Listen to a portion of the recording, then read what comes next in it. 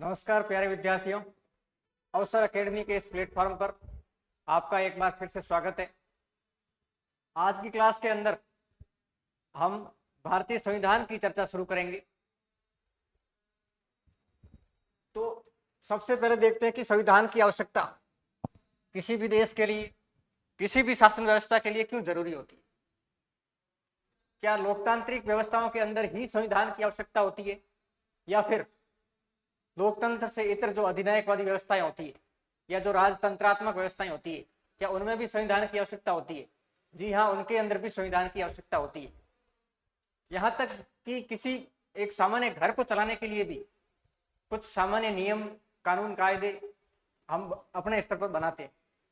तो एक इतने बड़े देश को चलाने के लिए, किसी भी बड़े राज्य को चलाने के लिए एक ऐसी विधि होनी चाहिए जिसके अनुरूप वहां की पूरी शासन व्यवस्था चला पाए।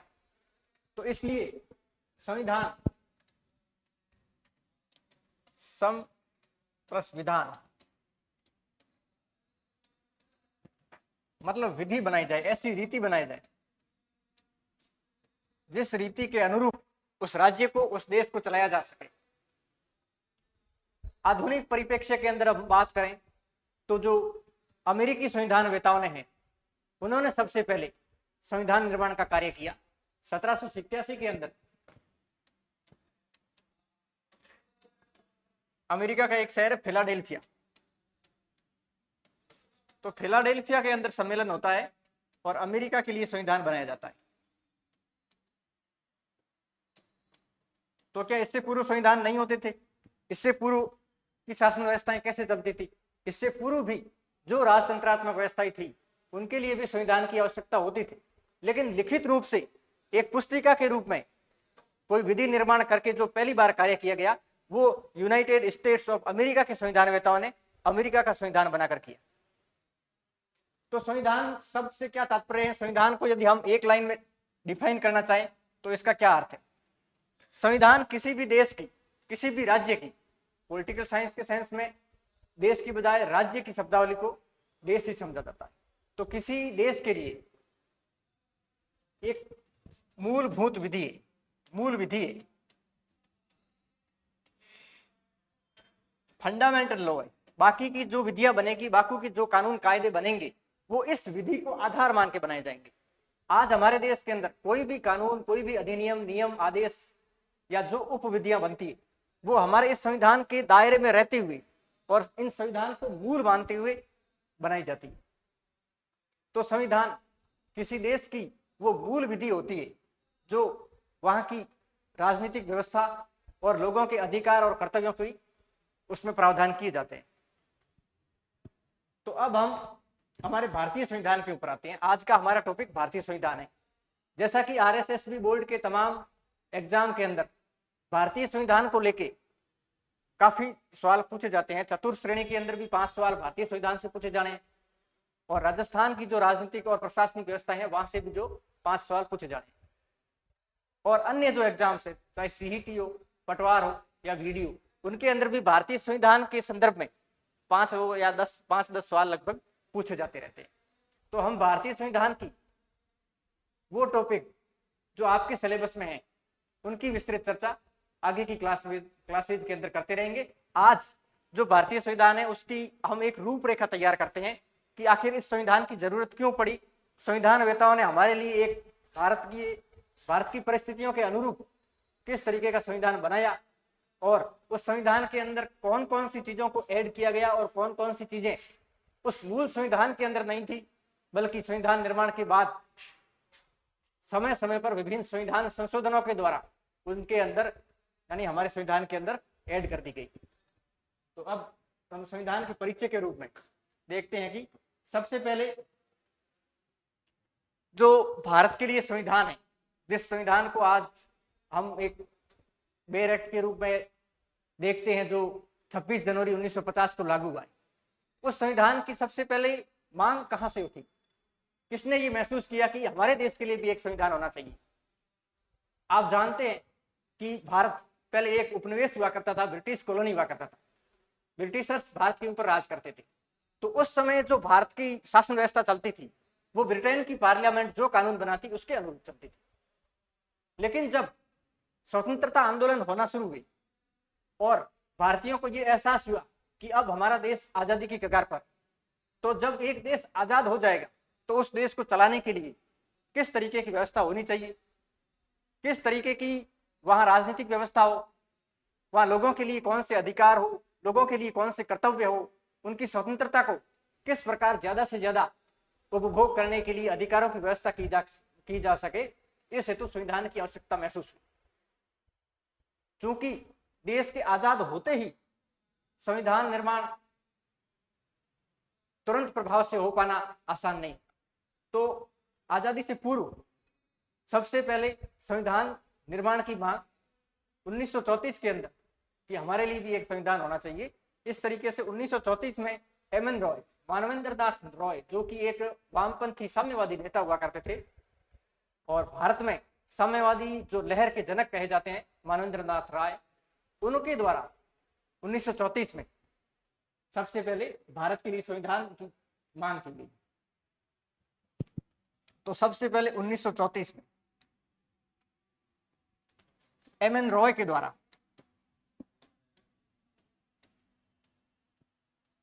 संविधान की मांग की गई। हालांकि इससे पूर्व 1895 के अंदर तिलक ने भी मांग की थी कि भारतीयों के लिए ऐसी व्यवस्था होनी चाहिए कि वो खुद ही कानून बनाए, स्वराज की जैसे मांग की थी, लेकिन उसमें स्पष्ट रूप से ये नहीं कहा कि संविधान हम बनाएंगे और हमारे लिए एक संविधान होना चाहिए। स्वराज की मांग इससे पूर्व 1895 के अंदर स्वराज की मांग की थी, तिलक ने भी स्वराज की मांग की। फिर एमएन रॉय के बाद धीरे धीरे जब मांग शुरू हुई तो देश के अंदर इस विषय पर विमर्श बढ़ा। उस समय के स्वतंत्रता सेनानियों के अंदर ये बात भी उठने लगी कि हमें स्वतंत्र भी होना है और स्वतंत्र होने के बाद हमारे देश के लिए जो शासन व्यवस्था है वो किस तरीके की हो, उसका भी डिसीजन हमें ही लेना है। तो उस समय की जो स्वतंत्रता आंदोलन चलाने के लिए सबसे प्रखर संस्था थी वो इंडियन नेशनल कांग्रेस हुआ करती थी, भारतीय राष्ट्रीय कांग्रेस। तो भारतीय राष्ट्रीय कांग्रेस भी 1935 के अंदर कांग्रेस के द्वारा मांग की जाती है कि भारतीयों के लिए संविधान बनाया जाए, कांग्रेस द्वारा मांग।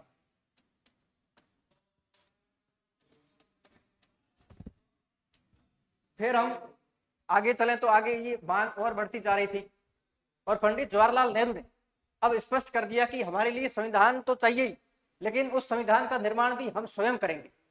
यानी कि भारत के लिए जो संविधान होगा उस संविधान का निर्माण भारतीयों के द्वारा ही किया जाना चाहिए, क्योंकि वे ही व्यक्ति अच्छे से जानते हैं, भारतीय ही अच्छे से जानते हैं कि उनके लिए एक बेहतरीन संविधान और एक सर्वांगीण विकास वाले संविधान का निर्माण किस तरीके से किया जाएगा वो स्वयं भारतीय ही कर सकते हैं।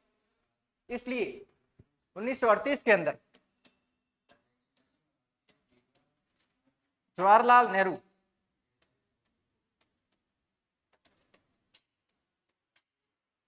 नेहरू ने संविधान की मांग की और उन्होंने कहा जो संविधान बनाने के लिए संविधान सभा होगी,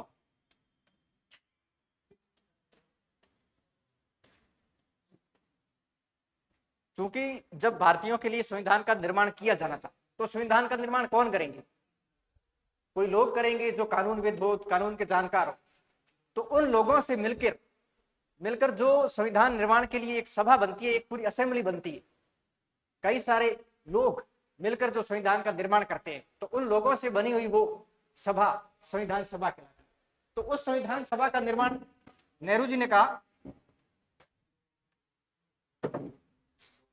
कि वो भारतीयों के द्वारा ही होनी चाहिए और वयस्क मताधिकार द्वारा चुनी हुई, वयस्क मताधिकार,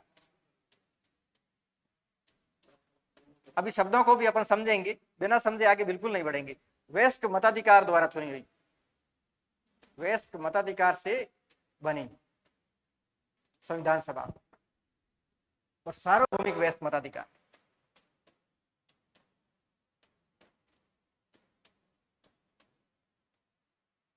यानी कि सभी भारतीय उस संविधान सभा के जो सदस्य चुने जाएंगे उसमें हिस्सेदारी लेंगे और उनके द्वारा जो लोगों का इलेक्शन होगा और जो लोग इलेक्ट होकर संविधान सभा के लिए पहुंचेंगे, उन लोगों के द्वारा भारत के लिए संविधान का निर्माण किया जाएगा। तो ऐसी मांग 1938 में जवाहरलाल नेहरू जी के द्वारा की गई। फिर क्या इस मांग को इस तरीके से मांगे की जा रही थी और अंग्रेज भी देख रहे थे, जो भारत के ऊपर राज कर रहे थे ब्रिटिशर्स, वो भी देख रहे थे कि निरंतर भारतीयों के लिए संविधान और संविधान सभा की मांग बढ़ती जा रही है। तो 1940 के अंदर अगस्त प्रस्ताव के अंदर पहली बार ब्रिटिशर्स ने स्वीकार किया कि हाँ, भारतीयों के लिए संविधान बनाया जाएगा। तो इसके बाद 1940 में अगस्त प्रस्ताव,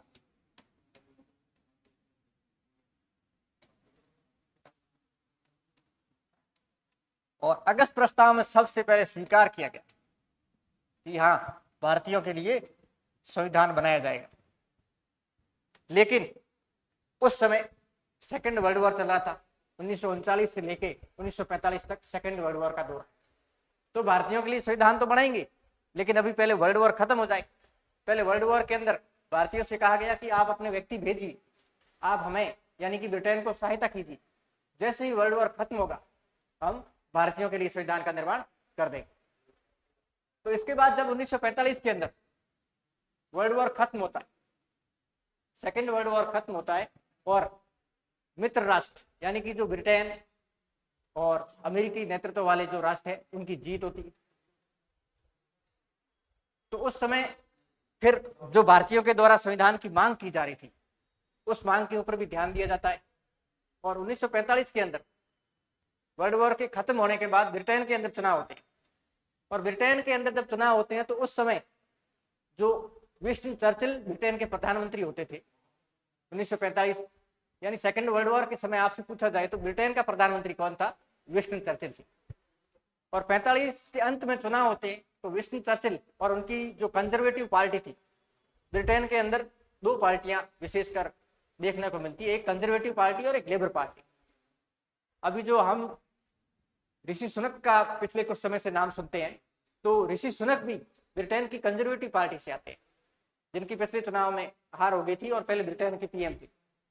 जो आप भी कई सोशल मीडिया अकाउंट्स पे या फिर न्यूज में देखते रहे होंगे कि भारत का भी उन्होंने दौरा किया था, मैच देखने के लिए भी, क्रिकेट का मैच देखने के लिए स्टेडियम में उनको देखा गया था। फिर ताजमहल पर जो वो ताजमहल की यात्रा करने गए, तो इस तरीके के। और वो नारायण मूर्ति के जो दामाद है, उनके रूप में उनका जो भारतीय कनेक्शन है, और हमारा भी उनके प्रति एक लगाव रहता है कि हाँ, हमारा भारतीय व्यक्ति, भारतीय मूल का व्यक्ति ब्रिटेन का एक प्रधानमंत्री रहा। तो वो ब्रिटेन के प्रधानमंत्री ऋषि सुनक भी कंजर्वेटिव पार्टी से थे।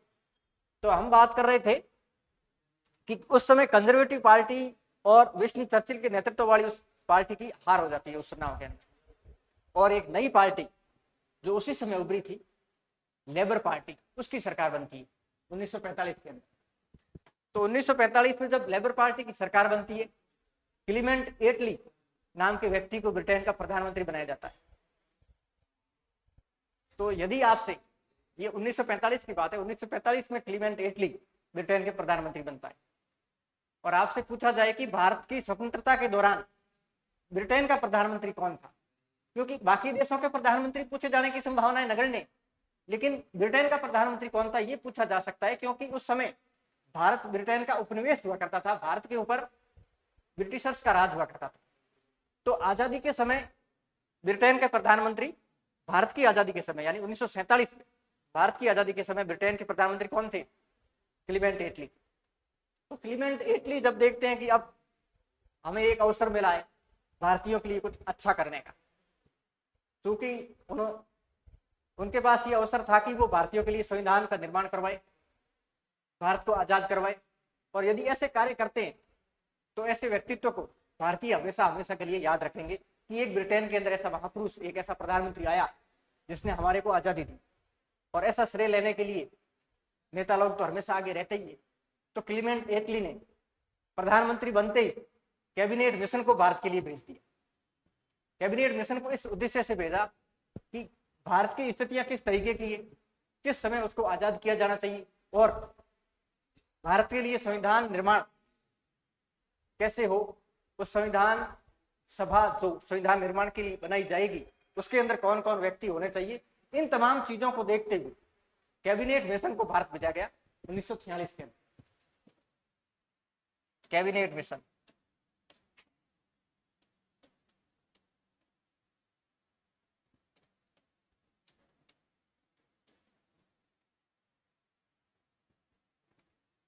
ये मार्च 1946 के अंदर भारत प्रवेश करता है।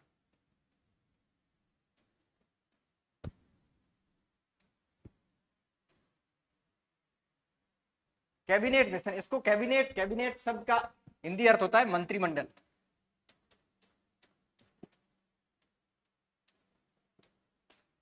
यानी कि जो ब्रिटेन की मंत्रिमंडल थी उन्हीं के ये सदस्य थे, उन्हीं मंत्रियों को यहां भारत में भेजा गया और कैबिनेट मिशन की फिर सिफारिशों के आधार पर भारत के लिए संविधान निर्माण किया गया।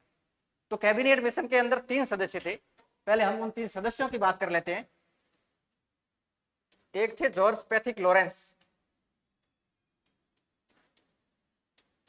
पैथिक लॉरेंस, ये इस कैबिनेट मिशन के अध्यक्ष थे।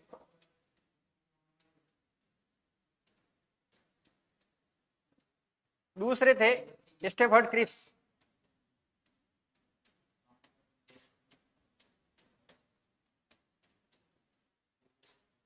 और तीसरे व्यक्ति थे एवी अलेक्जेंडर।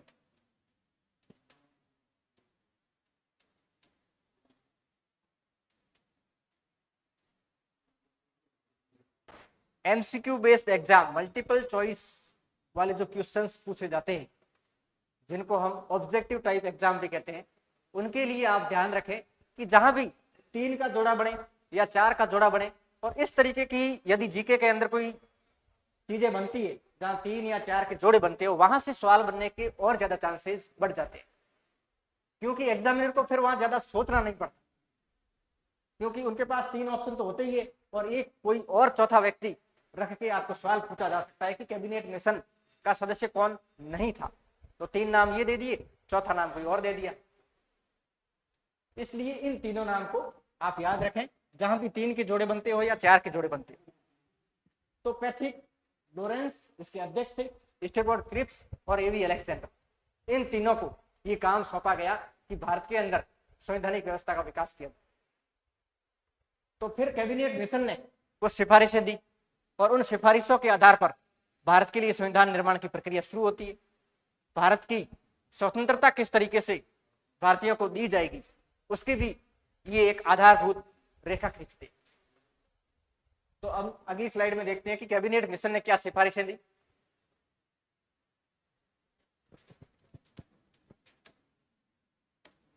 कैबिनेट मिशन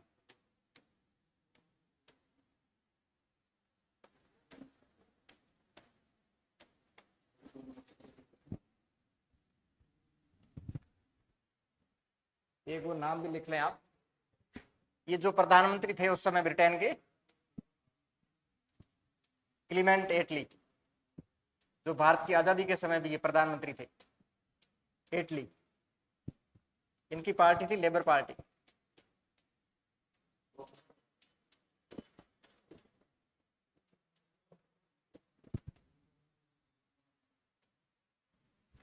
तो कैबिनेट मिशन 1946, अब इन्होंने क्या सिफारिशें दी, हम उसकी चर्चा करते हैं।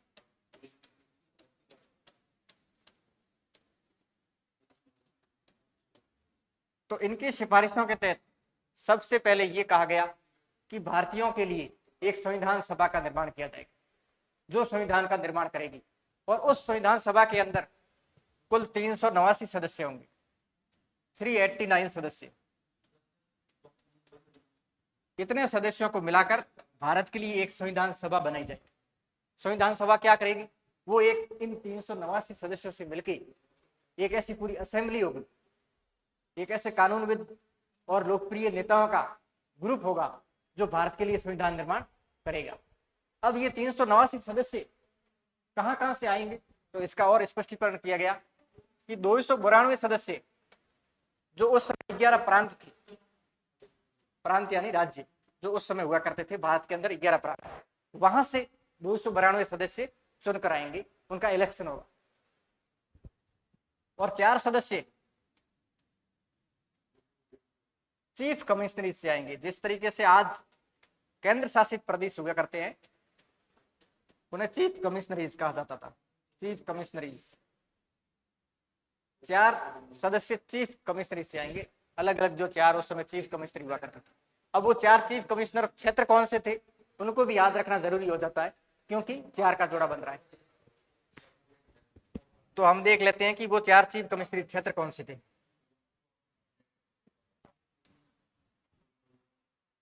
इन 4 चीफ कमिश्नरीज के अंदर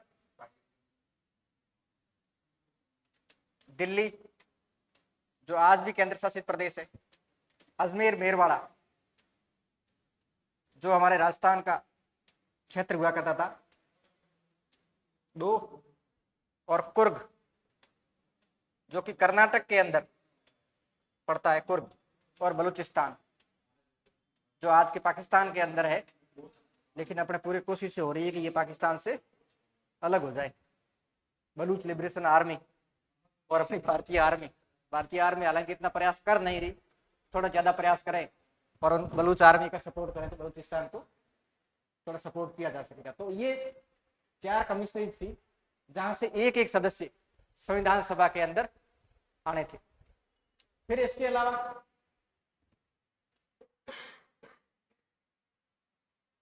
93 सदस्य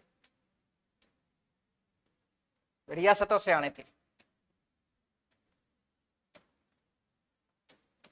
रियासतों से। ये हम बात कर रहे हैं 1946 की। आप 1946 की वस्तु स्थिति को सोचिए तो उस समय भारत आज की तरह भारत नहीं था, क्योंकि भारत के कुछ हिस्से ऐसे हुआ करते थे जहां ब्रिटिशर्स का प्रत्यक्ष राज हुआ करता था।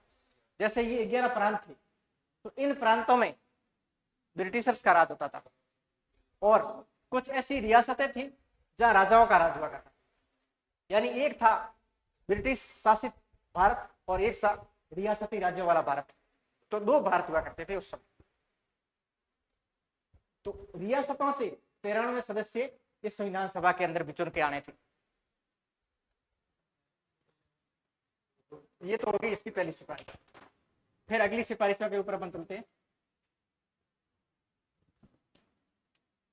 दूसरी सिफारिश ये कही गई कि 10 लाख व्यक्तियों के ऊपर, 10 लाख भारतीयों पर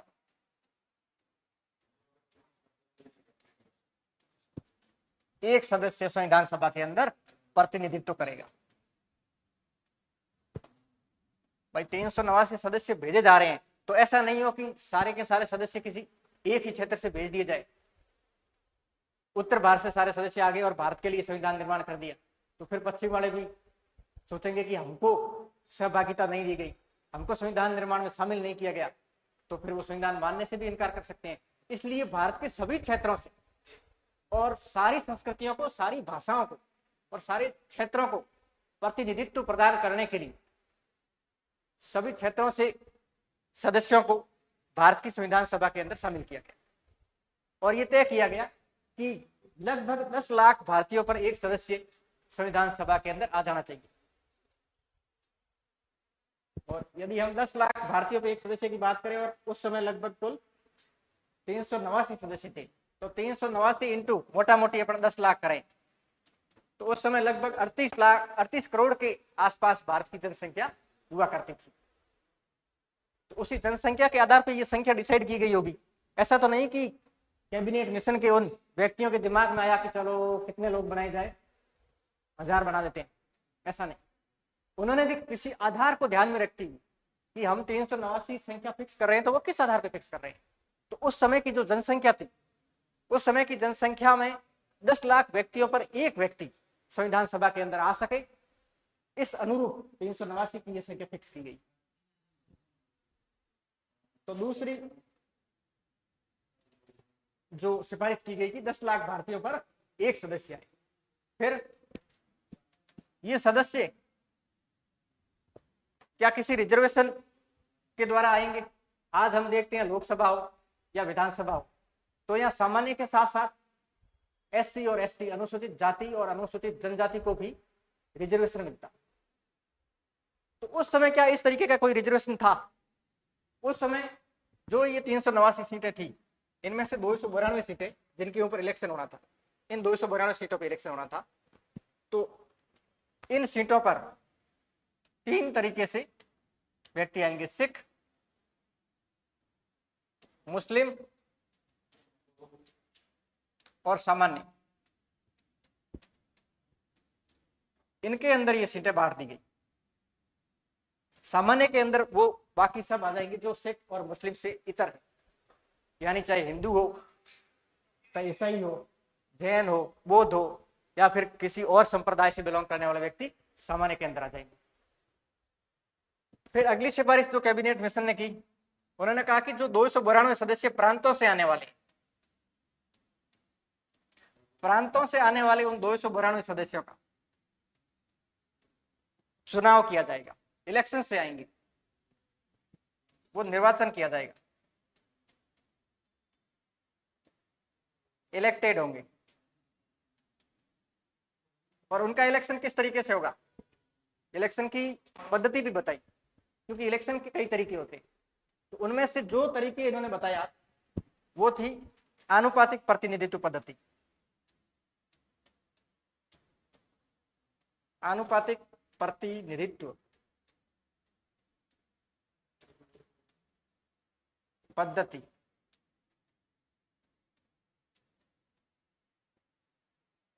आनुपातिक प्रतिनिधित्व पद्धति से इनको चुना जाएगा और अप्रत्यक्ष चुनाव होगा। अब हम समझेंगे पूरा इसको कि अप्रत्यक्ष चुनाव कैसे होगा, कौन वोट देंगे, कौन चुने जाएंगे। उस समय जो प्रांत हुआ करते थे, जैसे मद्रास हो गया, जैसे यूपी हो गया, आज यूपी उत्तर प्रदेश है, उस समय यूपी संयुक्त प्रांत, यूनाइटेड प्रोविंस को यूपी कहते थे, असम हुआ करता था। तो उन तमाम प्रांतों के अंदर विधानमंडल उस समय भी होते थे। आजादी से पहले भी उन प्रांतों के विधानमंडल होते थे। वहां की आज जिस तरीके से विधानसभा है राजस्थान के अंदर, वैसे उस समय भी असम के लिए, मद्रास के लिए, बॉम्बे के लिए, इनके लिए विधानसभाएं, विधानमंडल हुआ करते थे। तो जो वो विधानमंडल बन चुके हैं, उन विधानमंडलों के सदस्य यानी एमएलए जो थे, उन एमएलए के अंदर से उन एमएलए के द्वारा वोट दिए जाएंगे और वो वोट देके जो चुने जाएंगे सदस्य, वो संविधान सभा के अंदर पहुंचेंगे। जैसे हम समझते हैं, इसको और ज्यादा थोड़ा क्लियर करने के लिए, जैसे ये प्रांतों का फिक्स कर दिया, हम 2-3 प्रांत की बात करते हैं। बॉम्बे जो उस समय हुआ करते थे, मद्रास, असम। अब इन प्रांतों से भी सदस्य जाने थे संविधान सभा के अंदर और अप्रत्यक्ष चुनाव हो रहा था। प्रत्यक्ष चुनाव का मतलब जनता ने सीधा चुनाव डाला, जनता जहां वोट करती है, एक आम नागरिक जहां वोट डाल सकता है, वो प्रत्यक्ष चुनाव, प्रत्यक्ष रूप से चुनाव। अप्रत्यक्ष यदि हमने किसी को वोट दिया और आगे जाके वो किसी और को वोट देता है, वो अप्रत्यक्ष चुनाव। जैसे राष्ट्रपति का चुनाव होता है, तो राष्ट्रपति के चुनाव में हम सीधा भारतीय व्यक्ति, भारतीय वोटर भाग नहीं लेता। हम पहले एमएलए और एमपी को वोट देते और वो एमएलए और एमपी आगे जाके राष्ट्रपति को वोट देते। तो राष्ट्रपति का भी चुनाव होता है, लेकिन वो अप्रत्यक्ष चुनाव होता है। इसी तरीके की प्रक्रिया भारतीय संविधान सभा के जो सदस्य थे उनके चुनाव के लिए की गई। अब हम उदाहरण से समझते हैं और ज्यादा चीजें क्लियर हो जाएगी कि जैसे ये प्रांत थे और इन प्रांतों के द्वारा, इन प्रांतों में से कुछ सदस्यों को संविधान सभा के अंदर भेजा जा रहा था। और आजादी से पहले भी इन प्रांतों की विधानमंडल हुआ करते थे और इन विधानमंडल, जैसे असम का विधानमंडल था, मद्रास का विधानमंडल था, बॉम्बे का विधानमंडल था। और ये तय हो चुका था कि 292 सदस्यों में से बॉम्बे से कितने आने, मद्रास से कितने आने और असम से कितने आने। तो मान लो इनसे 10-10 सदस्यों को संविधान सभा के अंदर भेजा जा रहा है, तो उन सदस्यों का चुनाव कैसे होगा? जो असम की विधानमंडल है, उस विधानमंडल के जो एमएलए, जो मद्रास की विधानसभा है उसके एमएलए, जो बॉम्बे की विधानसभा है उसके एमएलए, इस तरीके से जो सभी प्रांत थे, 11 प्रांत, वहां के सारे एमएलए ने वोट दिया और वोट देके जो, जैसे मान लिया 10 सदस्य, हालांकि 10 नहीं थे, अपन एक बार समझने के लिए मानते हैं 10 सदस्य इसके थे, 10-10 यहाँ से सदस्य भेजे जाने थे। तो असम के जो एमएलए थे उन्होंने वोट देके इन 10 सदस्यों को चुना और उन 10 सदस्यों को संविधान सभा के अंदर भेज दिया। तो इस तरीके से अब ये अप्रत्यक्ष हो गई, क्योंकि यहाँ पर जनता वोट थोड़ी दे रही है। जो असम के एमएलए हो गए, या जो इन प्रांतों के एमएलए थे उनके द्वारा इन संविधान सभा के सदस्यों को चुना गया। उम्मीद करता हूं मैं आपको एग्जाम्पल के द्वारा इसे समझा पाने में सफल हुआ। और अप्रत्यक्ष चुनाव कैसे, पहले असम के लिए जो एमएलए चुने गए वो जनता ने चुने, फिर उन एमएलए के द्वारा संविधान सभा के सदस्य चुन लिए गए और उनको भारत की संविधान सभा के अंदर भेज दिया गया। तो इस तरीके से भारतीयों का प्रतिनिधित्व करने वाले लोग संविधान सभा के अंदर पहुंच जाते हैं। ये होगी प्रांतों से निर्वाचन की प्रक्रिया, आनुपातिक प्रतिनिधित्व पद्धति और अप्रत्यक्ष चुनाव।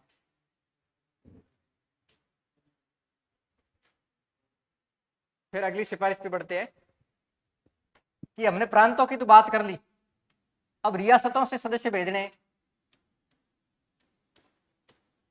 रियासतों से, और रियासतों से हमने कितने सदस्यों की बात की, 93। इन सदस्यों को कैसे भेजा जाएगा, क्या इनके लिए भी चुनाव होगा? तो इसके लिए ये प्रावधान कर दिया गया कैबिनेट मिशन की सिफारिश के आधार पर कि रियासतों के जो राजा है, रियासतों के जो मुखिया है, वो अपनी तरफ से मनोनीत करके सदस्य को भेज देंगे। जैसे जयपुर रियासत है, और जयपुर रियासत का जो राजा है वो अपनी ओर से जो उसके द्वारा नाम सुझाया जाए वो अपनी तरफ से नाम लेगा कि इस बंदे को मैं भेजता हूं भारत की संविधान सभा के अंदर। तो वहां फिर चुनाव का प्रावधान नहीं किया गया, बल्कि जो रियासतों के राजा है, राजा द्वारा मनोनीत सदस्य, मनोनीत सदस्य यानी कि नॉमिनेशन,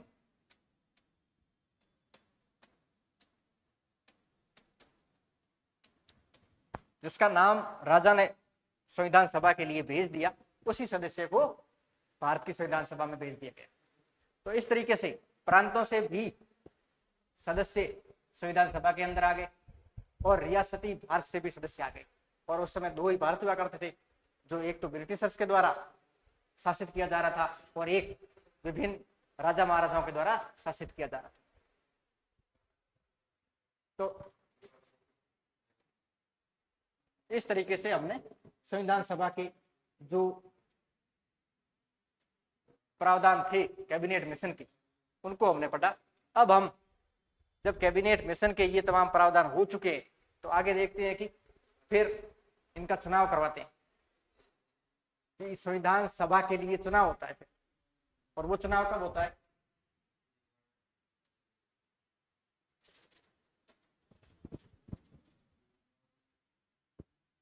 संविधान सभा का इलेक्शन,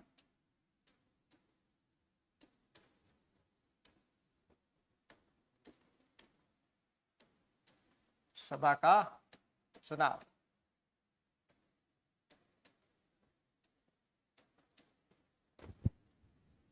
कैबिनेट मिशन की उन तमाम सिफारिशों के बाद संविधान सभा के लिए चुनाव होते हैं, और वो चुनाव होते हैं जुलाई अगस्त 1946 के अंदर।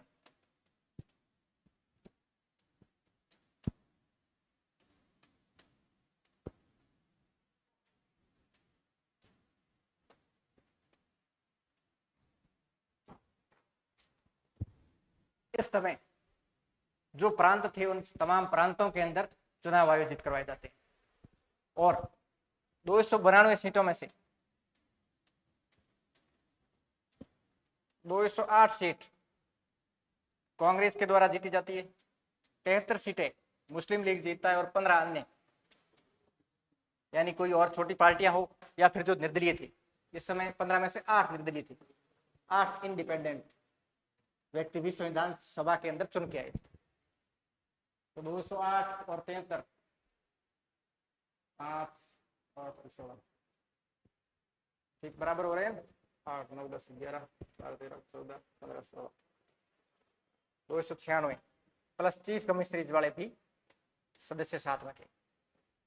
तो ये सदस्य चुन के आते हैं। मुस्लिम लीग से आते हैं 73, कांग्रेस से आते हैं 208। शुरुआत में तो ये जो संविधान सभा के चुनावों का रिजल्ट आया, इसको देख के मुस्लिम लीग बहुत खुश होता है, क्योंकि उसने लगभग 78 सदस्य खड़े किए थे चुनाव में और 73 उसके जीत गए।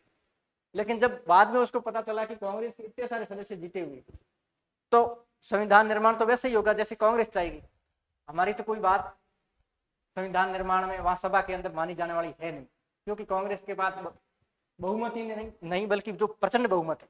और ये जो 15 सदस्य ये भी कांग्रेस के साथ जाने वाले हैं, क्योंकि निर्दलीय या फिर जो अन्य छोटी पार्टियां होती है वो हमेशा उसी पार्टी के साथ मिलने का प्रयास करती है जो मेजोरिटी में होती है, जो सरकार बनाने का मादा रखती है। तो ये सदस्य भी जब इसके साथ जाएंगे, इनके पास तो प्रचंड बहुमत है, तो मुस्लिम लीग ने फिर बगावत कर कि हम संविधान सभा का करते हैं बहिष्कार, हमें नहीं चाहिए कोई संविधान सभा, हमें चाहिए पाकिस्तान।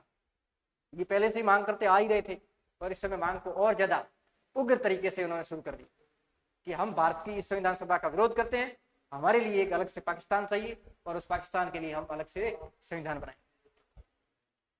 ठीक है, बनाया कांग्रेस वालों ने और भी लोगों ने, लेकिन ये नहीं माने, मुस्लिम लीग अलग हो गया। तो फिर आगे हम देखते हैं कि जो संविधान सभा जिस लिए इसका चुनाव किया गया है वो संविधान निर्माण कैसे करती है।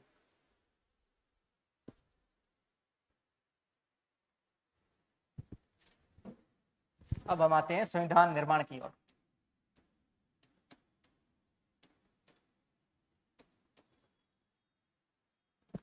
संविधान का निर्माण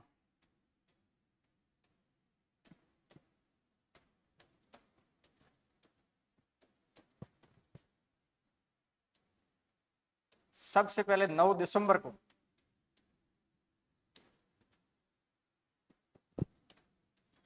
1946, चूंकि जुलाई अगस्त में चुनाव हो चुके और 9 दिसंबर 1946 को संविधान सभा की पहली बैठक बुलाई जाती है दिल्ली के अंदर। जो सदस्य चुन लिए गए उन सबको सूचित करके बुला लिया कि अब आ जाओ अपन मिलकर संविधान का निर्माण करते हैं। और 9 दिसंबर को ये पहली बार सारे चुने हुए सदस्य दिल्ली के अंदर इकट्ठे होते हैं और ये संविधान सभा की पहली बैठक है। तो आप याद रखें कि संविधान सभा की पहली बैठक कब होती है? 9 दिसंबर 1946। इस बैठक में क्या होता है, जब पूरी असेंबली बना ली गई है, सभा बना ली गई, तो उस सभा को चलाने के लिए भी व्यक्ति चाहिए, क्योंकि यदि उनका कोई एक लीडर नहीं होगा तो कौन तय करेगा कि किस मुद्दे पर चर्चा की जानी, कौन तय करेगा कि कार्य संचालन कैसे होगा, कौन से बिंदुओं पर चर्चा किस दिन की जाएगी, या कितने व्यक्ति आए हैं कितने नहीं आए हैं, उस सदन को अनुशासित रखना। अब आज भी देखते हैं कि सदन के अंदर खूब हुड़दंग मच जाती है कि हमारे को समय नहीं दिया गया बोलने के लिए, या हमको ज्यादा दिया, उसको ज्यादा नहीं दिया, उसको कम दिया। तो इन तमाम चीजों के लिए आवश्यक है कि उस क्लास का एक मॉनिटर हो। जब क्लास के अंदर मॉनिटर नहीं होगा तो क्लास बहुत हुड़दंग करेगी। इसलिए उसी तरीके से संविधान सभा की जो पहली बैठक होती है 9 दिसंबर को, उसके अंदर सबसे पहले ये काम किया जाता है कि उस संविधान सभा का एक मॉनिटर बनाया जाए, एक सभापति बनाया जाए। तो अस्थायी सभापति बनाया जाता है, क्योंकि स्थायी सभापति बनाने के लिए तो चुनाव होंगे। स्थायी कोई काम किया जा रहा है उनके लिए जो सभापति बनाया जा रहा है, अध्यक्ष बनाया जा रहा है, तो वो तो उसी लोगों के बीच में से एक व्यक्ति का चुनाव करके बनाया जाना है। लेकिन जब तक स्थायी अध्यक्ष न बना दिया जाए तब तक काम को कौन देखे, इस हेतु अस्थायी सभापति बनाए जाते हैं। अस्थायी सभापति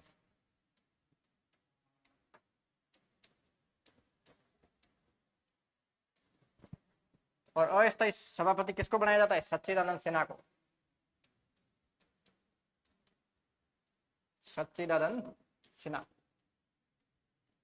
और सच्चिदानंद सिन्हा को अस्थायी सभापति बनने का प्रस्ताव, यानी कि संविधान सभा के अंदर सबसे पहले हम देखें कि 9 दिसंबर को इकट्ठे हुए, और इकट्ठे होने के बाद उस सभा के अंदर सबसे पहले कौन सा व्यक्ति बोला, कौन सा संविधान सभा का सदस्य बोला, यानी कि रिकॉर्ड, जो हर बैठक का रिकॉर्ड संविधान के अंदर लिखा जाता था।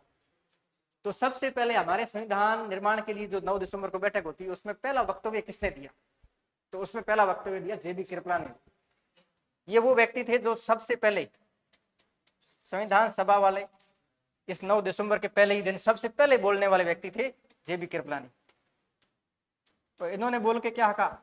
इन्होंने बोल के ये कहा कि मैं सच्चिदानंद सिन्हा को अस्थायी सभापति बनाने के लिए प्रस्ताव रखता, यानी सिन्हा साहब को अस्थायी सभापति बनाया जाए, इसके लिए कृपलानी जी ने प्रस्ताव रखा और उस प्रस्ताव को मंजूरी मिल जाती है सदन की, और सच्चिदानंद सिन्हा को अस्थायी सभापति बना दिया जाता है।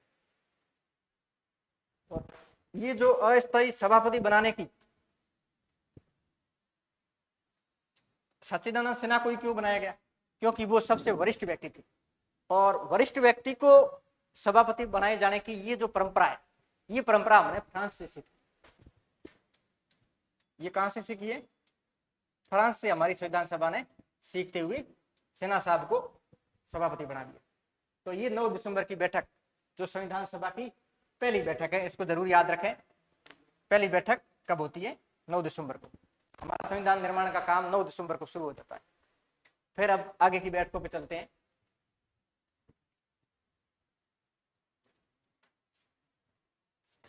10 दिसंबर,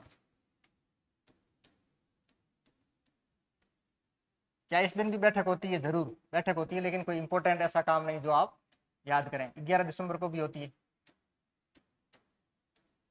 11 दिसंबर को एक इंपॉर्टेंट काम होता है। 11 दिसंबर को अध्यक्ष पद के लिए चुनाव होता है और राजेंद्र प्रसाद को संविधान सभा का अध्यक्ष चुना जाता है। तो ये स्थायी अध्यक्ष है, स्थायी अध्यक्ष का चुनाव किया जाता है। और संविधान सभा के अध्यक्ष कौन थे? राजेंद्र प्रसाद। ये सवाल खूब पूछा जाता है, विशेषकर आरएसएस बोर्ड में तो खूब ही फेवरेट सवाल है कि संविधान सभा की अध्यक्ष कौन थे? वो संविधान सभा जिसने भारत के लिए संविधान निर्माण किया, उसके अध्यक्ष कौन थे? राजेंद्र प्रसाद, जो बाद में भारत के राष्ट्रपति बनते हैं, भारत के पहले राष्ट्रपति बनते हैं। और साथ ही साथ उपाध्यक्ष भी चुने जाते हैं।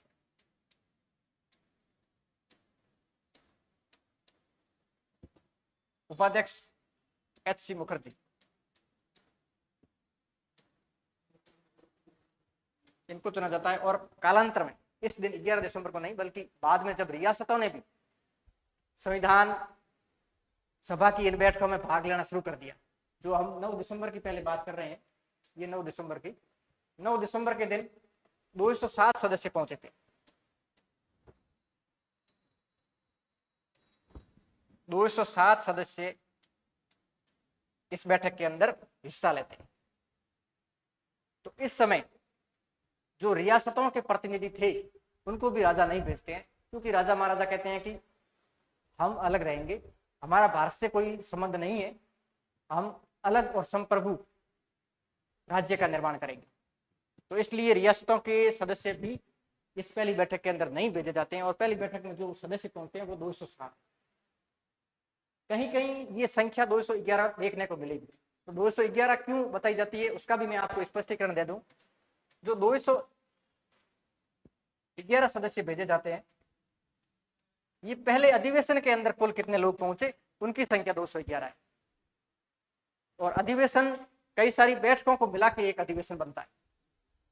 हम आगे और चर्चा करेंगे कि संविधान सभा के कुल कितने अधिवेशन हुए, कुल कितनी बैठकें हुई जिनके द्वारा संविधान का निर्माण पूरा हुआ। तो आप ये भी याद रखें कि 9 दिसंबर को 207 सदस्य इसके अंदर उपस्थित होते हैं। और जब बाद में रियासतों के सदस्यों को संविधान सभा के अंदर भेजा जाने लगा, तो यह भी विचार किया गया कि क्या रियासतों की ओर से कोई अध्यक्ष या उपाध्यक्ष पीठासीन अधिकारी के रूप में नहीं होना चाहिए। तो उस बात को और सीरियस लेते हुए रियासतों की ओर से वीटी कृष्णमाचारी, जो कि जयपुर रियासत से संविधान सभा के अंदर गए सदस्य थे, तो वीटी कृष्णमाचारी को भी दूसरा उपाध्यक्ष बनाया जाता है। इस तरीके से संविधान सभा के एक तो अध्यक्ष हो गए राजेंद्र प्रसाद और 2 उपाध्यक्ष हुआ करते थे, जिनमें एक एच.सी. मुखर्जी और एक वीटी कृष्णमाचारी। एच.सी. मुखर्जी ब्रिटिश भारत से आते थे और वीटी कृष्णमाचारी रियासतों का प्रतिनिधित्व करने के लिए संविधान सभा के उपाध्यक्ष बने। तो ये काम होता है 11 दिसंबर, जो कि संविधान सभा की तीसरी बैठक थी। फिर 12 दिसंबर को भी बैठक होती है, उसमें भी कोई विशेष काम नहीं होता है जिसकी अपन चर्चा करें। 13 दिसंबर को अगली बैठक होती है, उसकी अब बात करते हैं। 13 दिसंबर,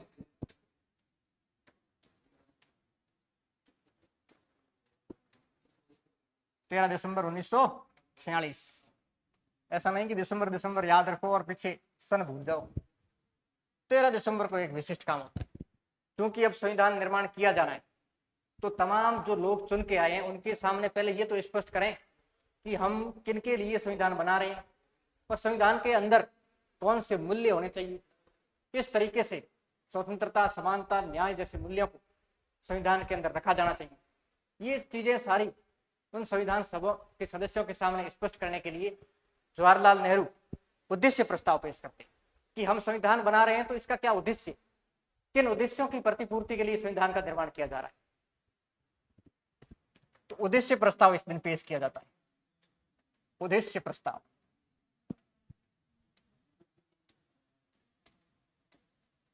और उद्देश्य प्रस्ताव किसने पेश किया? जवाहरलाल नेहरू। जवाहरलाल नेहरू नेहरू जी उद्देश्य प्रस्ताव पेश करते हैं 13 दिसंबर को। और 13 दिसंबर वाली ये बैठक कौन सी बैठक है? 5वीं बैठक,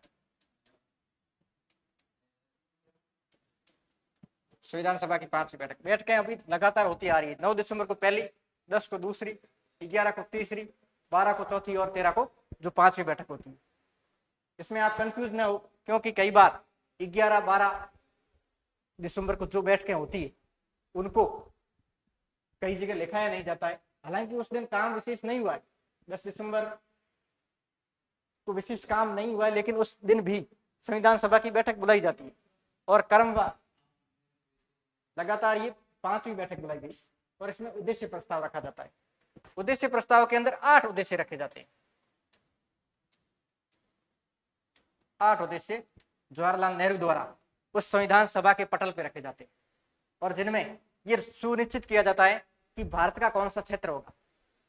भारत यानी कि ब्रिटिश भारत और जो रियासतों से बना हुआ भारत है, उसके लिए हम संविधान निर्माण करना चाह रहे हैं और साथ ही साथ उस भारत के लोगों के लिए जो न्याय है, सामाजिक, आर्थिक और राजनीतिक न्याय की स्थापना करनी।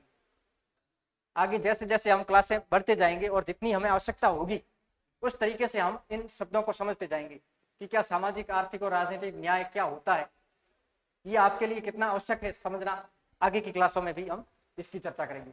तो इस तरीके से 8 उद्देश्यों को संविधान सभा के समक्ष और उन सभी सदस्यों के सामने रखा जाता है कि हमारा संविधान किन उद्देश्यों की पूर्ति के लिए बनाया जाना है, ताकि सभी लोग एक ही संगठित संविधान का निर्माण कर सके। ऐसे नहीं कि हर व्यक्ति सोचे मैं तो उस तरीके का संविधान बनाना चाहता हूं, फिर साउथ इंडिया वाले जो व्यक्ति आए सुन के वो सोचे कि हम एक इस तरीके का संविधान बनाना चाहते हैं। अलग भाषा, अलग संस्कृति और इस विविधताओं से भरे भाषाई विविधता, सांस्कृतिक विविधता, जातीय और धार्मिक विविधताओं वाले इस देश के लिए एक संगठित और एकता वाले, विविधता में एकता वाले संविधान का निर्माण कैसे किया जाए, इस हेतु इस उद्देश्य प्रस्ताव की नितांत आवश्यकता थी। और उस आवश्यकता की पूर्ति के लिए ये 8 उद्देश्य सभी के लिए एक समान रूप से सबको ये महसूस कराने के लिए थे कि हम किस तरीके का संविधान निर्माण करें। फिर इस संविधान के इन 8 उद्देश्यों पर लंबी चर्चाएं चलती है। आगे की जो बैठकें होती है उन बैठकों में इन उद्देश्यों पर चर्चाएं चलती है और 22 जनवरी, क्योंकि दिसंबर 13 को ये पेश किया जाता है और 22 जनवरी 1947 को ये उद्देश्य प्रस्ताव उस संविधान सभा के द्वारा पारित कर दिया जाता है। और न केवल पारित किया जाता है बल्कि सर्वसम्मति से, यानी कि सबकी सहमति से इस उद्देश्य प्रस्ताव को पारित किया जाता है, सर्वसम्मति।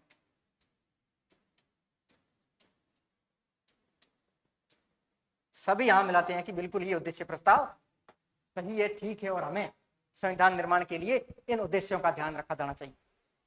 तो ये उद्देश्य प्रस्ताव जो 13 दिसंबर को पेश किया गया, 22 जनवरी 1947 को सर्वसम्मति से संविधान सभा द्वारा पारित कर दिया गया।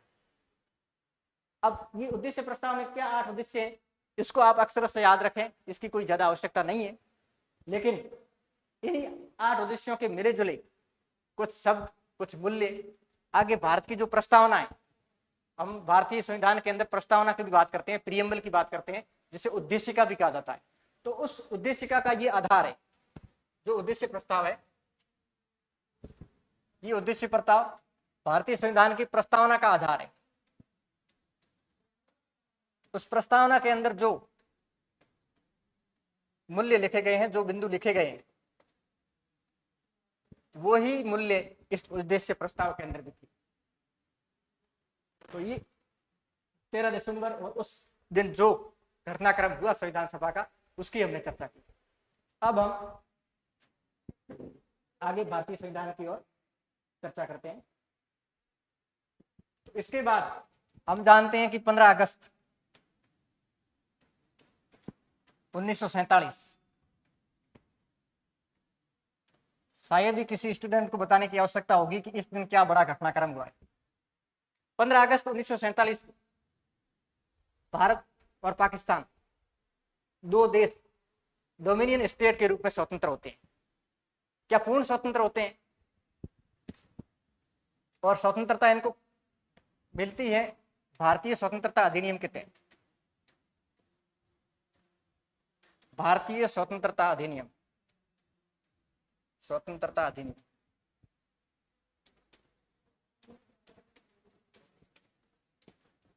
1947। अब ये अधिनियम कहां पारित होता है? तो ये अधिनियम हमारे यहाँ की संसद नहीं बल्कि ब्रिटेन की संसद के अंदर पारित होता है। चूंकि भारत और पाकिस्तान दोनों ब्रिटेन की उपनिवेश है, ब्रिटेन की कॉलोनी है, तो ब्रिटेन की संसद में भारतीय स्वतंत्रता अधिनियम 1946 पारित होता है। और उस अधिनियम के अंदर ये कह दिया जाता है कि आने वाली 15 अगस्त, चूंकि ये अधिनियम जुलाई में पारित होता है, 18 जुलाई 1947 ये अधिनियम पारित होता है। 18 जुलाई वाले इस अधिनियम में ये स्पष्ट जिक्र कर दिया गया कि आने वाली जो 15 अगस्त है, उस 15 अगस्त को भारत और पाकिस्तान दो डोमिनियन स्टेट के रूप में देश बना दिए जाए।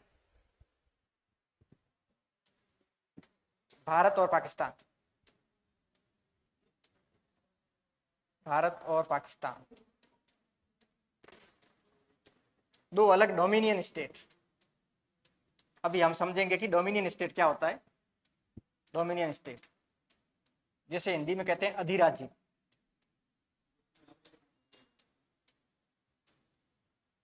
इसकी घोषणा भारतीय स्वतंत्रता अधिनियम जो ब्रिटिश पार्लियामेंट के द्वारा पारित किया जाता है उसमें कर दी। और 15 अगस्त को न केवल हम बल्कि हमारा प्यारा पड़ोसी पाकिस्तान, प्यारा तो नहीं कह सकते किसी भी स्थिति में, प्यारा दुश्मन कह सकते हैं, तो उस पाकिस्तान और भारत का निर्माण 15 अगस्त 1947 की इस तारीख से हो जाता है। अब डोमिनियन स्टेट के रूप में होता है, पूर्ण संप्रभु नहीं, यानी कि अभी भी पूर्ण रूप से भारत और पाकिस्तान आजाद नहीं हुए। पूर्ण रूप से कैसे नहीं हुए? तो उस समय भी जो भारत के लिए गवर्नर जनरल हुआ करते थे माउंटबेटन, वो प्रतिनिधि थे वहां ब्रिटेन की महारानी के, ब्रिटेन के महाराजा के। ब्रिटिश क्राउन का प्रतिनिधि अब भी भारत का शीर्ष पद अपने पास रख रहा है। इसलिए क्योंकि जब तक भारत के लिए संविधान निर्माण नहीं हो जाता, अभी संविधान निर्माण की प्रक्रिया तो चल ही रही है, तो जब तक संविधान का निर्माण पूरा हो नहीं जाता है तब तक भारत की जो व्यवस्था है वो 1935 के अधिनियम और जो ब्रिटेन की व्यवस्था है और ब्रिटेन का जो गवर्नर जनरल वो संभालेंगे। इसलिए अभी पूर्ण स्वतंत्रता नहीं है बल्कि अधिराज्य है, डोमिनियन स्टेट है। और जिस दिन भारत अपना संविधान बना लेगा और स्व घोषित कर देगा कि अब हम डोमिनियन स्टेट नहीं बल्कि एक पूर्ण स्वतंत्र राज्य है, उस दिन से भारत पूर्ण स्वतंत्रता को प्राप्त कर लेगा। तो हम देखें कि 15 अगस्त को ये प्रभाव पड़ता है। अब आजादी के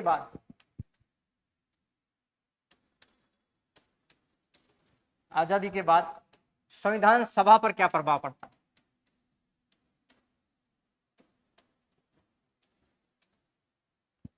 संविधान सभा पर प्रभाव,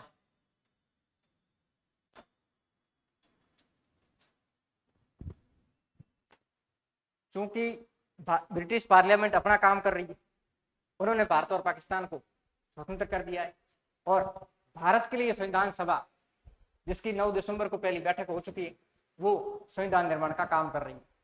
तो जिस समय ये 15 अगस्त को हम ब्रिटेन से आजाद हो जाते, उसके बाद संविधान सभा पर क्या प्रभाव पड़ते हैं? तो सबसे पहला प्रभाव यह पड़ता है कि अब संविधान सभा एक स्वतंत्र निकाय हो जाती है, स्वतंत्र हो जाती है। क्योंकि इससे पहले हमने देखा जो संविधान सभा बनी थी वो संविधान सभा कैबिनेट मिशन की सिफारिशों के आधार पर बनी थी। और कैबिनेट मिशन किसने भेजा था? कैबिनेट मिशन ब्रिटिश सरकार ने भेजा था। अब ब्रिटिशर से पूर्णतः मुक्त हो चुकी है और जो संविधान सभा है वो पूर्ण स्वतंत्र होकर काम कर रही है। दूसरी चीज, पाकिस्तान जब अलग हो चुका है, पाकिस्तान अलग हो गया तो जो सदस्य पाकिस्तान के क्षेत्र वाले थे संविधान सभा के, वो भारत की संविधान सभा से अलग हो जाते हैं और 389 की जो संख्या थी वो घट के अब हो जाती है 299। तो अब 299 सदस्य भारत की संविधान सभा के अंदर बचे, जिनके अंदर 229 सदस्य प्रांतों से और 70 सदस्य रियासतों से। ये आजादी के बाद की वस्तु स्थिति है। जब पाकिस्तान के जो सदस्य थे वो अलग होकर पाकिस्तान के लिए जा चुके थे, उस समय भारतीय संविधान सभा में 299 सदस्य बचे। और तीसरा जो परिवर्तन आजादी के बाद संविधान सभा में आया वो ये आया कि अब जो सभा है वो संसद के रूप में भी काम करेगी। अभी तक भारत और पाकिस्तान ब्रिटिशर्स के नियंत्रण में थे, तो उनके लिए जो कानून निर्माण का काम कर रहे थे वो ब्रिटेन की संसद कर रही थी। चूंकि अब आजाद हो चुके हैं तो अब भारतीयों के लिए कौन कानून बनाए? तो इसलिए कहा कि जो संविधान सभा का संविधान का निर्माण कर रही है वो संसद का भी काम करेगी। जो समय समय पर भारतीयों के लिए कानून निर्माण की जब आवश्यकता होगी उसका भी निर्माण ये संविधान सभा करेगी। और जब कानून निर्माण का काम संविधान सभा करेगी तो उसको संसद कहेंगे, पार्लियामेंट कहेंगे, क्योंकि पार्लियामेंट का काम है कानून का निर्माण करना, कानून का निर्माण।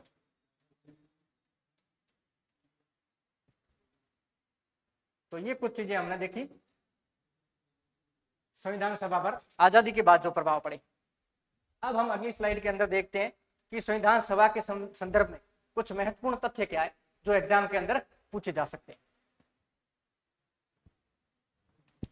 महत्वपूर्ण तथ्य,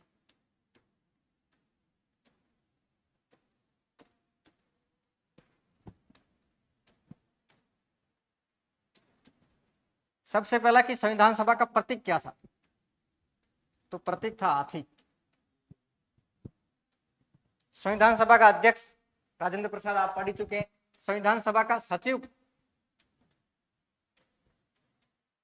तो HVR अयंगर, ये संविधान सभा के सचिव थे। फिर जिस संविधान की अपन चर्चा करते हैं उसको लिखा किसने था? उसके सुलेखक कौन थे? सुलेखक यानी संविधान को लिखने वाला व्यक्ति, तो वो थे प्रेम बिहारी। चूंकि लिखने वाला व्यक्ति अपना नाम भी काफी लंबा रखते हैं, प्रेम बिहारी नारायण रायजादा।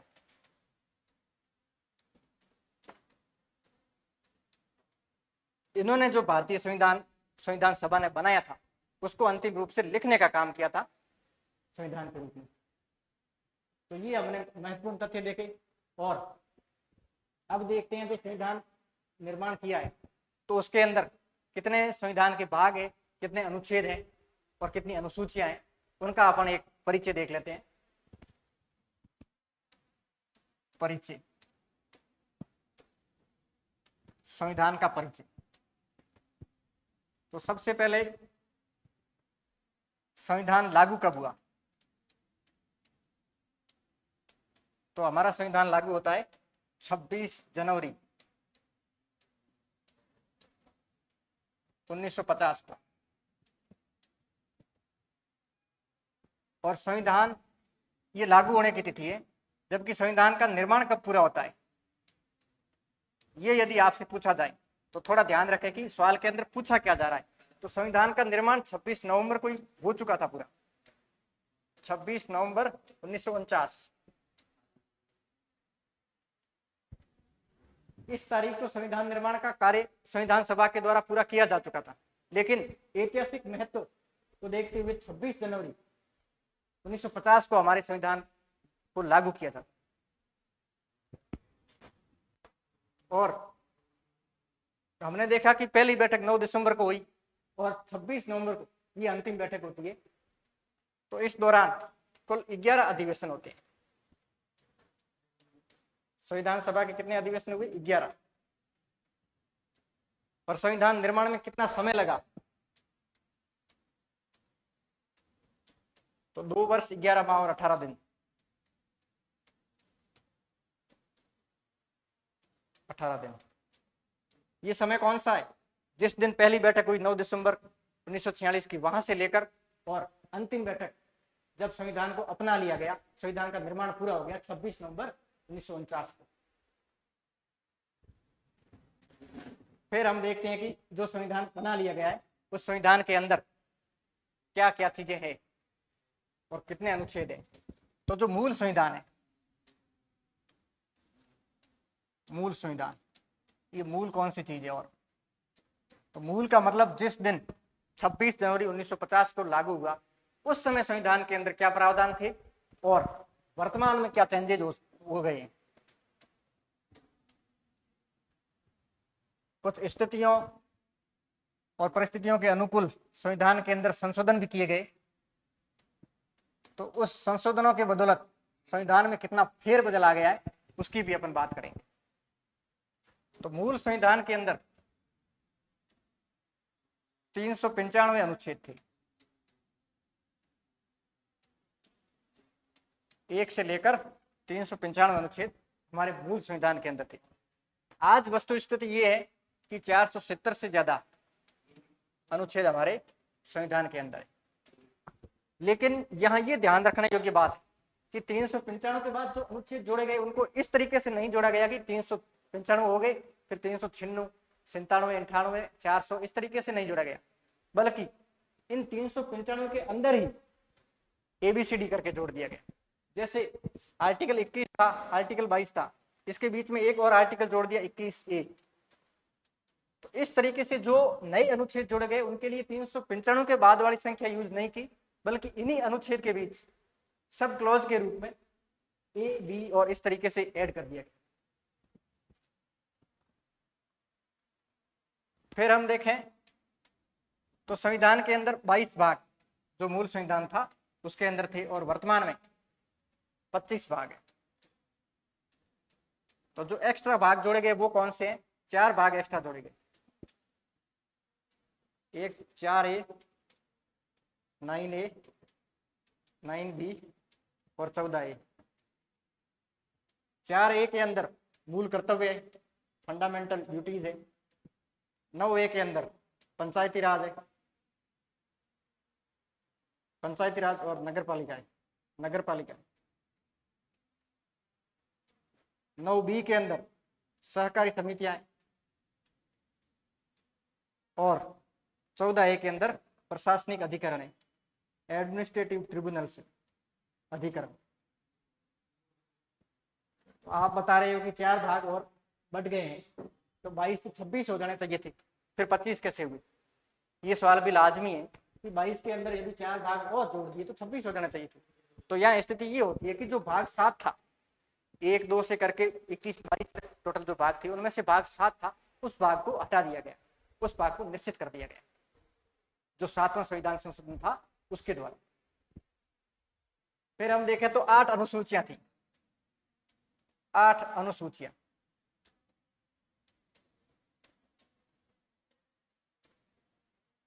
और वर्तमान में 12 अनुसूचियां। अनुसूचियां अब सबसे पहला तो आपके सामने सवाल यही खड़ा होता है कि अनुसूचियां क्या होती हैं, ये अनुच्छेद से अलग कैसे है, इनको अलग से क्यों जोड़ा गया? तो जो अनुसूचियों के अंदर कुछ सारणियां बना के लिख दी जाती है। जैसे अनुच्छेद की हम बात करें, अनुच्छेद के अंदर तो सारे प्रावधान है और अनुच्छेद 1 है। अनुच्छेद 1 में कह दिया कि भारत, तो भारत का मतलब क्या है? भारत का जो संघ का नाम है वो, और संघ का नाम क्या कहा गया? इंडिया, दैट इज भारत, यानी कि इंडिया और भारत दोनों रूप में हम भारत को जानते हैं। तो ये हमारे अनुच्छेद 1 के अंदर लिखा गया है, India that is Bharat shall be a union of states, जो राज्यों का एक संघ होगा, वो संविधान के अनुच्छेद 1 के अंदर कह दिया।